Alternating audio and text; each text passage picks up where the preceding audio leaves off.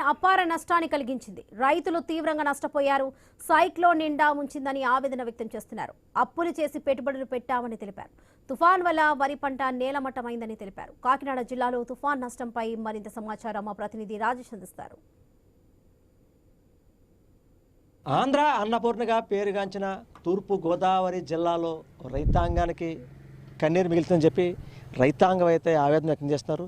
ప్రస్తుతం మనం చూడొచ్చు, ఏవైతే మెంతా తుఫాను ప్రభావంతో కాకినాడ రూరల్ సంబంధించి వేల ఎకరాలు పంట దశకు వచ్చినాయి.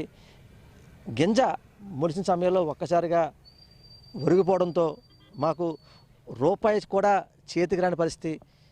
ఇప్పటికైనా ప్రభుత్వం మా ఖర్చు, మా బాధ చూసి ప్రభుత్వం ఆదుకుంటే మమ్మల్ని గట్టెక్కించడం అవుతారని చెప్పి కొంతమంది రైతులైతే ఆవేదన వ్యక్తం చేసే పరిస్థితి కనబడుతుంది. ప్రస్తుతం అంటే దీనికి సంబంధించి ఈ పంట దశలో స్టార్టింగ్ సంబంధించి పంట దశలో ఉన్నాం కాబట్టి మాకు సుమారు 15 నుంచి 20 వేల రూపాయలు ఖర్చు కూడా అవుద్ది.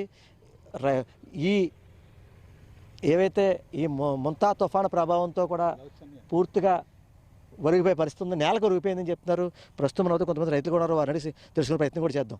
చెప్పండి, ఇప్పుడు ముంతా తుఫాను ప్రభావంతో చూసాం పూర్తిగా ఈ పొలాలన్నీ కూడా ఒరిగిపోయే పరిస్థితి. అసలు ప్రభుత్వం ఏ రకంగా ఆదుకుంటే బాగుంటుంది మీరు అనుకున్నారు? ఇగో ఇది చూడండి, ఈ విధంగా కంకి ఇలా అయిపోయిందండి ఇది తుఫాను వల్ల. గత ప్రభుత్వంలో జగన్మోహన్ రెడ్డి గారి ప్రభుత్వం ఉన్నప్పుడు తుఫాను వచ్చినప్పుడు 24,000 వరకు మాకు సహాయం చేశారు. ఇప్పుడు మాకు మొత్తం పెట్టుబడి అంతా అయిపోయిందండి. లాస్ట్ దిశలో వచ్చేసరికి ఎకరానికి వచ్చి ఒక 5,000 6,000 ఖర్చు పెట్టుకుంటే మాకు 50 నుంచి 60,000 మాకు ఫలితం వచ్చేదండి.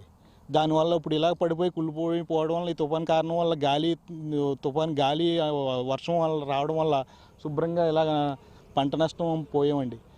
దాన్ని బట్టి గత ప్రభుత్వం కన్నా ఇప్పుడు బాగా చర్య తీసుకుని మాకు రైతులను ఆదుకోవాలని కోరుకుంటున్నామండి. అలాగే ప్రభుత్వం అధికారంలోకి వచ్చింది, అయితే రైతాంగం రైతే వెన్నెముక్క, రైతు పక్షాన్ని ఉంటామని చెప్పి వీరు అధికారంలోకి వచ్చి చెప్పారు. అలాగే ఏవైతే ఈ ముంతా తుఫాను ప్రభావంతో నష్టపోయిన రైతుకి ప్రతి ఒక్కరికి అందాలని చెప్పి ఓ పక్క సీఎం డిప్యూటీ సీఎం చెప్తున్నారు. మరో పక్క వ్యవసాయ మంత్రిగా ఉన్న అచ్చెన్నాయుడు కూడా ఇప్పటికే దీని అంచనా కూడా వేస్తున్నారు. అంటే ఒక ఎకరానికి ఎంత ఇస్తే రైతాంగానికి మేలు చేసిన అవుతారు అనుకుంటున్నారు? ఎకరానికి 30,000 నుంచి 45,000 వరకు ఇస్తే కొంచెం రైతాంగానికి మేలు చేసినట్టుగా అవుతుందండి.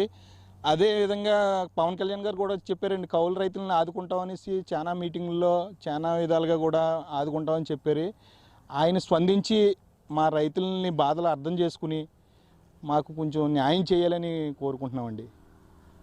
చెప్పండి, ఓ రైతుగా మీరు ఉదయం లెగిసిన వెంటనే పొలాన్ని నమ్ముకుని రైతాంగం నమ్ముకుని ఉన్నారు. అయితే ఈరోజు ఏవైతే ఈ ముంతా తుఫాను ప్రభావంతో పూర్తిగా ఒరిగిపోయింది, ప్రభుత్వం మిమ్మల్ని ఏ రకంగా ఆదుకుంటే మీరు పైకి వస్తారని మీరు అనుకుంటున్నారు? ఇప్పుడు మేము వ్యవసాయాలు ఊడ్చి వ్యవసాయాల మీదే మేము నమ్ముకుని బతుకుతున్నామండి. ఆ వ్యవసాయాలకి ఒక్కో ఎకరానికి 20,000 రూపాయలు ఇప్పుడు దాకా ఖర్చు అయిందండి. అయినా ఇప్పుడు పెట్టుబడి అంతా పెట్టుకుని ఉన్నామండి. ఇప్పుడు కోత కోసి దశలో ఇప్పుడు అర్ధాంతంగా తుఫాను వచ్చండి, మాకు 10 రూపాయలు ఇచ్చి సావుకారు కూడా ఇవ్వనంటున్నాడండి. సేలు శుభ్రంగా నేలమట్టం అయిపోయినాయండి. దాన్ని ఏదో ప్రభుత్వం మీ సహకారం చేయాలండి. అయినా ప్రతి రైతుకి ఓ 25,000 30,000 ఇస్తే కానీ ఈ సర్దుబాటు చేస్తే కానీ పైకి లెగలేడండి రైతు. చెప్పండి, అంటే రైతాంగానికి ఇటువంటి ఈ పర్యావరణం కారణంగా ఇబ్బంది పడుతున్నారు రైతు. ప్రభుత్వం ఇప్పటికే రైతుని ఖచ్చితంగా ఆదుకుంటారంటున్నారు. ఒక రైతుగా ప్రభుత్వం మిమ్మల్ని ఏ రకంగా ఆదుకుంటే బాగుంటుందో మీరు అనుకుంటారు? అసలు ఏ రకంగా ఆదుకుంటున్నాం అంటే ఇప్పుడు ఈ పంట తీయాలంటే ఈ పంట తీసి మళ్ళీ వేయాలండి. వేయడానికి మా దగ్గర ఏమీ లేదు, ఇంకా బయటికి వెళ్ళాము. ఇప్పుడు అది తీస్తే ఇప్పుడు ఒక 20,000 రూపాయలు అవుద్ది ఇప్పుడు నుంచి పెట్టుబడి. అది తీస్తేనే మళ్ళీ రెండో పంట సాగు చేయడానికి ఉండదండి. మా దగ్గర ఏ అధికారం లేదండి, ఇంకేమీ లేదు. అలా కూకుని ఉంటున్నాం. మీరైనా అధికారులు సాయం చేస్తే దాన్ని తీసి మళ్ళీ ఇప్పుడు రెండో పంట అయినాక ఉంటుందండి.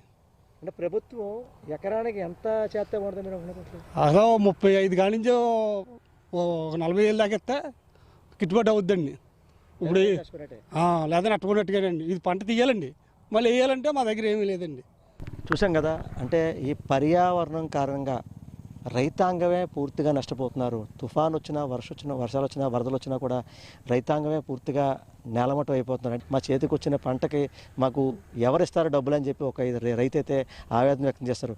ఇప్పటికైనా ఈ పర్యావరణం కారణంగా ఈ తుఫాను ప్రభావంతో మేము పూర్తిగా నష్టపోయాము. ఇప్పటికైనా ఏవైతే కూటమి ప్రభుత్వంలో ఉన్న సీఎం, డిప్యూటీ సీఎం, అలాగే వ్యవసాయ శాఖ మంత్రిగా ఉన్న అచ్చెన్నాయుడు గారు వీరంతా కూడా ఖచ్చితంగా రైతాంగానికి గిట్టుబాటు ఇచ్చేలాగా ఉండి మాకు న్యాయం చేస్తేనే మేము గట్టెక్కుతాము, లేకపోతే మాకు చాలా ఇబ్బంది అవుతుందని చెప్పి రైతాంగం అయితే ఆవేదన వ్యక్తం చేసే పరిస్థితి కనపడుతుంది. ఇది కూడా తాజా పరిస్థితి.